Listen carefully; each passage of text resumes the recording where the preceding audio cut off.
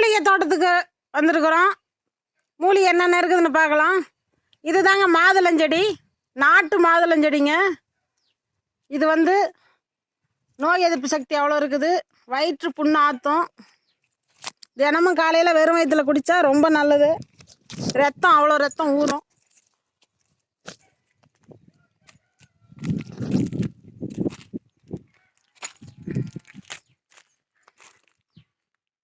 செடிங்க.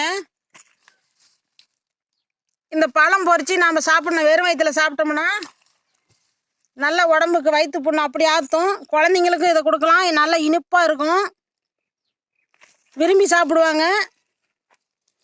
நிறையா பழம் பாருங்க, பழம் நிறைய கொத்து கொத்தாக இருக்கும்.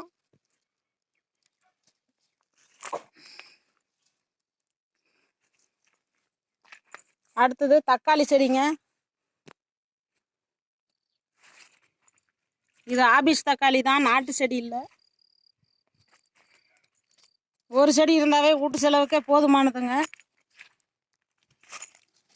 காய் பாருங்க, நல்லா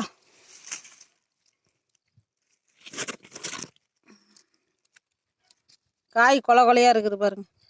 இது அவ்வளோ அதிகமாக தான் காய்க்கும்.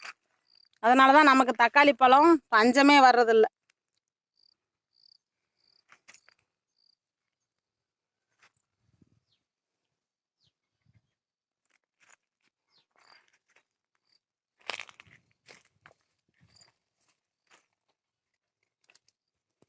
இது பப்பாளி மரங்க, நாட்டு பப்பாளி மரம். பழம் கொஞ்சம் சிறுவனையாக தான் இருக்கும். இதுதாங்க நம்ம ஊர் கோலம். எவ்வளோ அழகாக கோலம் போட்டிருக்காங்க, வண்ணம் தீட்டியிருக்கிறாங்க. நம்ம ஊர் பிள்ளையார் கோயிலுங்க அது.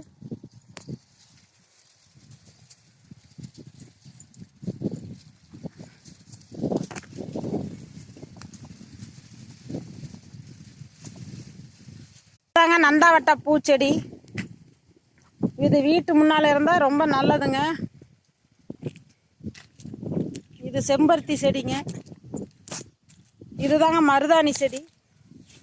இது நாம் மாதம் ஒரு முறை கை காலுக்கு அரைத்து வைத்தால் கை கால் நல்லது. பித்த வெடிப்புக்கும் இது நல்லதுங்க. காலில் அரைத்து வைத்தா நல்லா செவக்கும். இது ஒரு சிறந்த மூலிகை. இதாங்க நம்ம ஊர் பின்னனூர். இது சேலம் மாவட்டம் எல்லையில் இருக்கு.